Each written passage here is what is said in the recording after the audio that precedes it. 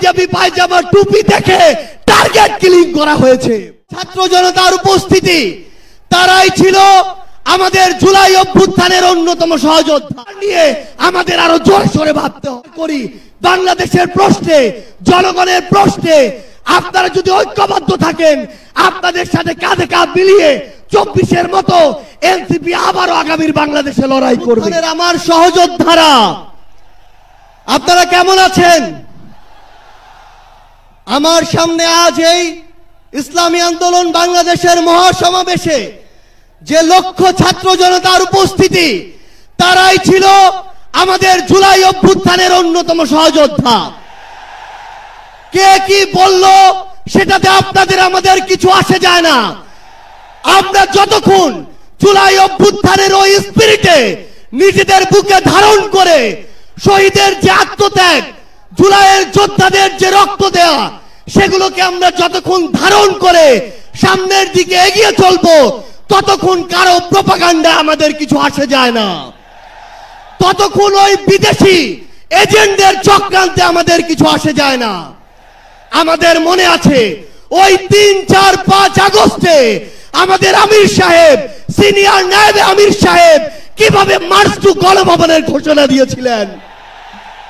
আমরা স্পষ্ট করে আপনাদেরকে একটা কথা বলি, এই 24 পরবর্তী বাংলাদেশে আমরা যারা অভ্যুত্থানের সহযোদ্ধা ছিলাম, আমরা যদি ঐক্যবদ্ধ থাকি, আগামীর বাংলাদেশে আর কোন ফ্যাসিস্ট কোন নামে কোন ব্যক্তিকে সামনে রেখে, কোন দলকে সামনে রেখে এই বাংলাদেশে দাঁড়াতে পারবে না। এখন জনগণের সামনে আমাদের দৃষ্টান্ত স্থাপন করতে হবে। আমরা আমাদের কাজের মাধ্যমে প্রত্যেকটি ক্ষেত্রে যেন সেই দৃষ্টান্ত স্থাপন করতে পারি। আজকে যখন আমি আসছিলাম, রাস্তার আশেপাশের প্রত্যেকটি মোড়ে আমার ইসলামী আন্দোলন বাংলাদেশের সহযোদ্ধারা ট্রাফিকিং এর কাজ করছে। এটাই হচ্ছে দৃষ্টান্ত যে আমরা কাজ করব, আমাদের রাজনৈতিক সমাবেশ করব, একই সাথে জনগণের যেন দুর্ভোগ না হয় সেটাও আমাদের মাথায় থাকবে। আমরা এর আগেও দেখেছি এই মাঠে প্রোগ্রাম হয়েছে, প্রোগ্রাম শেষ করে মাঠের প্রত্যেকটি ময়লাকে পরিষ্কার করা হয়েছে।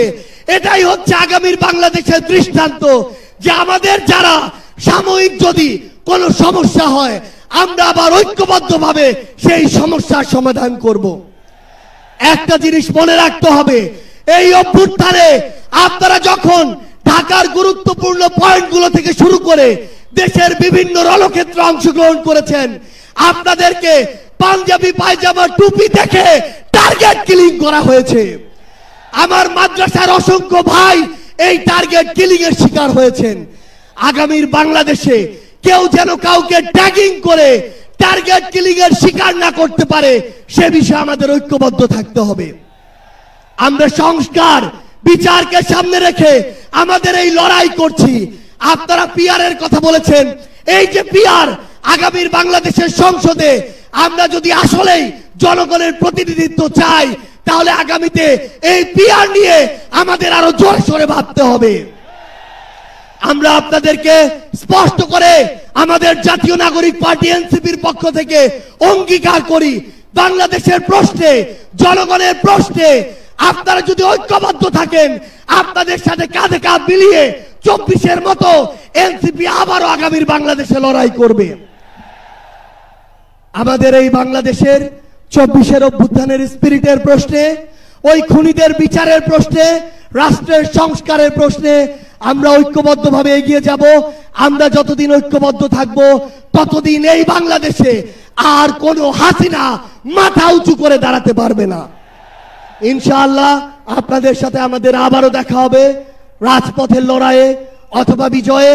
ততদিন পর্যন্ত সত্যের সাথে থাকবেন, ন্যায়ের সাথে থাকবেন। যত বড় খুনি, যত বড় সাহসী, যত বড় নেতাই ফ্যাসিস্ট হয়ে ওঠার চেষ্টা করুক না কেন, আমরা ঐক্যবদ্ধভাবে তাদেরকে প্রতিহত করব ইনশাআল্লাহ। ইনকিলাব জিন্দাবাদ।